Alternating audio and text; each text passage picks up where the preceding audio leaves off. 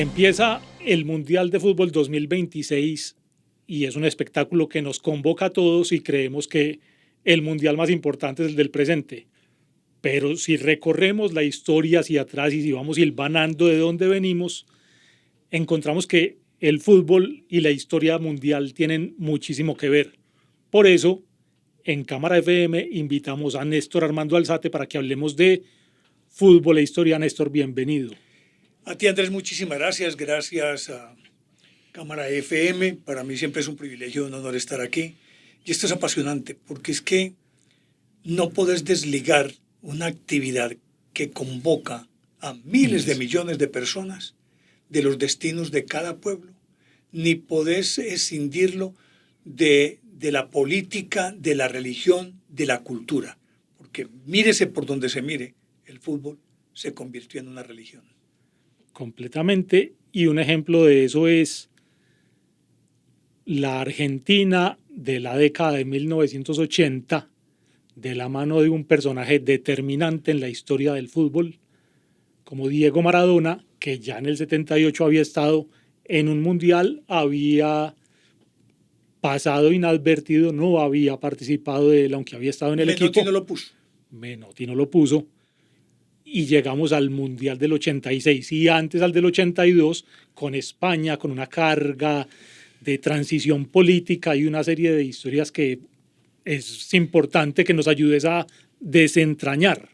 España 82 es un caso muy puntual porque en 1975 murió Franco y comenzó paulatinamente España esa transición hacia la democracia, sabiendo que desde el decenio de los 30 del siglo pasado habían estado metidos en un corsé que no los dejaba mover a los españoles y que aparte de eso, con una mentalidad demasiado mojigata, los españoles eran mejor dicho, de comunión diaria, ¿cierto?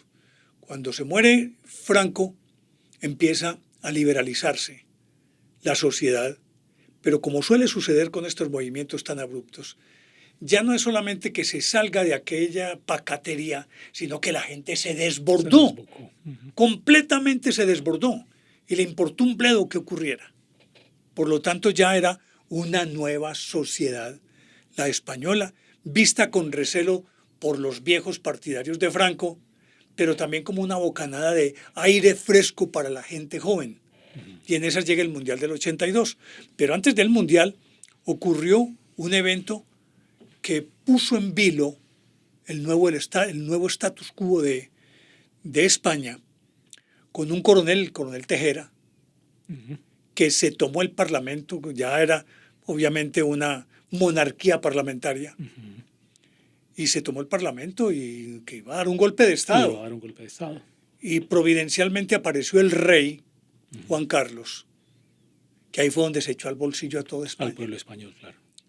Y logró salvar la situación. En ese contexto se realiza el Mundial y el Mundial entonces se convierte como en un hálito de esperanza de la gente, de la libertad, de saber que ya estaban inmersos en un mundo que era mucho más amplio o que sus fronteras iban mucho más allá de las de la península ibérica. Y que luego eso se consolidaría 10 años después con los Juegos Olímpicos de Barcelona, ¿no? Que ya se sintieron como 86, en el primer mundo. Sí, ya era como el culmen de todo ese proceso para llegar a esa cúspide. Pero este Mundial del 82 también se caracterizó porque el fútbol fue un fútbol muy tacaño. Italia campeón, claro. La Italia de Paolo Rossi, claro. Sí, retomó la figura del catenaccio, del candado. Y ya no importaba el fútbol como expresión artística, sino el resultado, a como diera lugar. Y además creo, Néstor, que fue probablemente el último Brasil que jugaba lírico, parecido al 70 de ese Brasil de Zico y de Sócrates. Era que para allá iba. Perfecto. La excepción fue Brasil, que llevó un equipo impresionante, de lujo. Sócrates, Zico, Toniño Cerezo, Eder, Cafú, que Cafú no había llegado todavía. En todo caso, fue un equipo, una sinfonía, pero llegó en la final, Italia lo amarró con ese candado. En semifinales, creo. En semifinales, Sí, perdón, señor, fue en sí. semifinales. Lo amarró con ese candado a todo ese equipo y lo dejó impotente. Ese Brasil yo creo que fue de los últimos líricos que pudimos ver. Un Brasil que era consecuente con su tradición y con su jogo bonito. Y tal vez ese romanticismo fue lo que perdió a ese Brasil ante el pragmatismo de una selección como la de Italia. Por lo demás, yo creo que no hubo nada descollante, ya había pasado inclusive aquella hermosa revolución que nunca se cristalizó como debió serlo, que fue el fútbol total de la Holanda, De 74 y los 70. 78. Ya para entonces esa generación ya no estaba. Ya no está. Ya no estaban ni los Neskens, ni los Van de Kerkhoff, ni los Cruyff. Claro. Entonces, ya fue como un borrón y cuenta nueva, un comienzo de un fútbol distinto, mucho más táctico, mucho más estratégico y mucho más atlético. Pero no sé si será un reemplazo, pero siempre hay como un rebelde o como alguien que le da a uno esperanza, y en esos 80 tal vez recordás una selección Dinamarca que jugaba bastante bonito y era bastante revolucionaria. Sí. No era el 82, pero ya los daneses trajeron... Sí, pero mira que ya eran como la excepción a la regla. De acuerdo, sí, como los rebeldes. Lo que sucede es que ya era como esos rebeldes que es un vasito de agua fresca en la mitad del Sahara. De resto todo era simplemente atar, marcar, no dejar jugar al otro. Que a mí me parece lo más tacaño, lo más mezquino del fútbol. No sé, creo que en uno de los programas anteriores yo te había dicho que yo me volví un romántico. Bueno, siempre he sido un romántico del fútbol. Tengo un terrible problema y es que, carajo, yo siempre me voy del lado de los débiles. Sí, yo me tengo una confianza para perder. Porque es que me gusta lo bonito, lo romántico, ¿no? El resultado. El componente juego sobre el negocio. Claro, no es que el resultado no deja mal. No, es decir, el resultado en el fútbol siempre es aleatorio. Siempre es un accidente. Siempre es un accidente. Aunque, si ya existe un criterio y un proceso adelantado, al final de cuentas el proceso se impone. Claro que sí. Pero el partido de manera individual siempre será un accidente. No sabes a quién tenés enfrente. O podés conocerlo suficientemente, pero no sabes qué te va a hacer. Entonces, lo que yo te decía la otra vez, un equipo que se encierra 89 minutos y el otro ataque y ataque y ataque, y en el minuto 89 el arquero saca largo, el centro delantero huevero que decíamos cuando éramos niños, está junto al otro arquero y ¡pum! Y ganó 1-0. Y para las estadísticas ganó. Y los 3 puntos los llevó. Pero ¿qué queda para el fútbol? ¿De cuál es el sabor? Eso no sabía nada. Como, ¿sabes otra cosa? Como por ejemplo, para mí ganar un partido por 1-0 por un penalti, no me sabía nada. Pero hay deportistas y técnicos y equipos que se encuentran con la fortuna de decir, soy muy cicatero y soy muy avaro en mi propuesta futbolística, pero tengo un genio. Tengo un genio que me lo resuelve todo. Tenemos que hablar de 1986. ¿Qué pasó en México 86? Digamos que México es un país que además estaba repitiéndose de mundial. Había ganado Brasil en el 70 y ¿qué pasó en el 86? Para empezar, Colombia, nuestro inefable Belisario Betancur, renunció a la organización del mundial porque ese dinerito era mucho mejor invertirlo en escuelas y en hospitales. Y al final nos quedamos con el pecado y sin el género. Y el género. Y sin el género. Entonces, México aspiró, se postuló. Y se tiene confianza para decir, yo lo hago. Ya había hecho el del 70, hizo el del 86, el único creo que ha hecho 3 mundiales con este que vamos a repetir ahora, sí señor. Pues bien, en el mundial del 86 fue muy, muy interesante porque fue el momento culmen de un genio del fútbol que fue Diego Armando Maradona. Diego Armando Maradona llegó con toda la madurez, con todo el liderazgo que era necesario al Mundial del 86. Y en ese Mundial del 86 no solamente él mostró su valía, sino cuánto influye en un grupo, un líder puede ser positivo o negativo. De acuerdo. Pero regularmente los grupos, siempre hay un líder, los demás se convierten en manada, agachan la cabeza y obedecen lo que les digan. Ni la Argentina de aquella época no era nada del otro mundo. Eran jugadores de oficio, duros, patiduros, con un sentido de nacionalismo muy, muy acendrado. Y porque venían muy golpeados.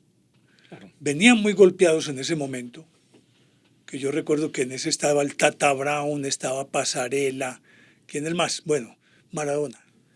No sé si Burruchaga, Valdano, Ruggeri. Sí. Buenos jugadores, pero no era deslumbrante. Y hay que hablar de un partido específico. Porque en el 82 fue la Guerra de las Malvinas. Y entonces Margaret Thatcher sacó toda la artillería pesada para darle duro a Argentina, que había provocado la guerra Livingston, porque como estaban en la dictadura, sabes que ese es un principio muy antiguo y es que si quieres unir a un pueblo, crea un enemigo común para que todo el pueblo se una.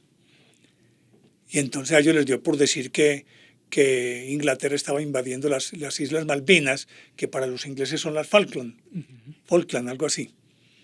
Y entonces él creó una guerra, pero resulta que fue una guerra de tigre con burro amarrado. Entonces Inglaterra le pegó una cascada impresionante.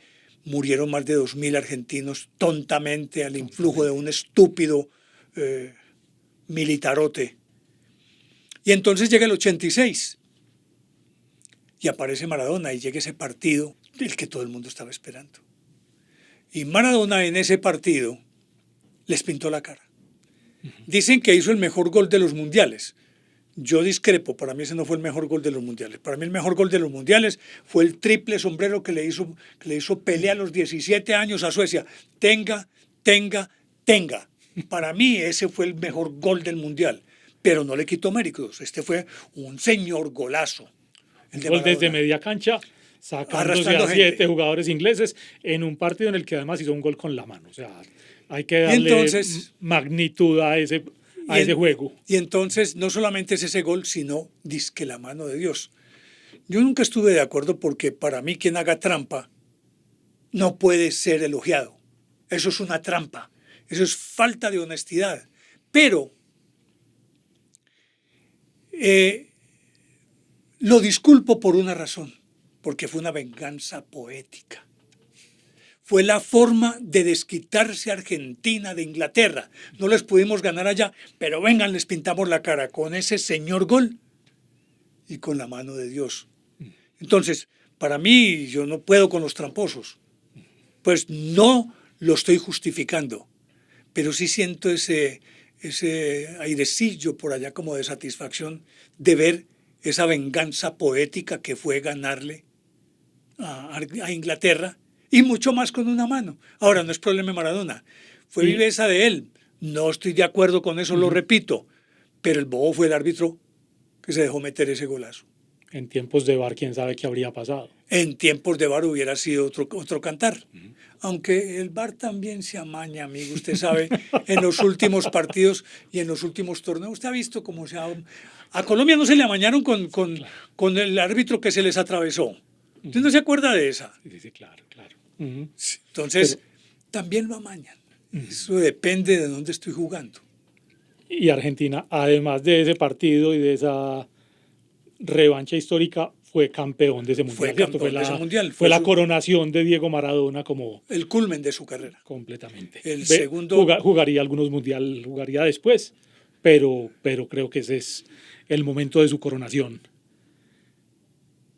Y creo que, Néstor, si alguien nos dice que el fútbol no tiene que ver con la historia, acabas de hacer un recuento importante de las Malvinas al Mundial de Fútbol, y yo agregaría que tenemos también que agradecerle a las Malvinas, agradecerles un decir por la tragedia que hubo allí, que además de todo nos dejó buena parte del rock argentino.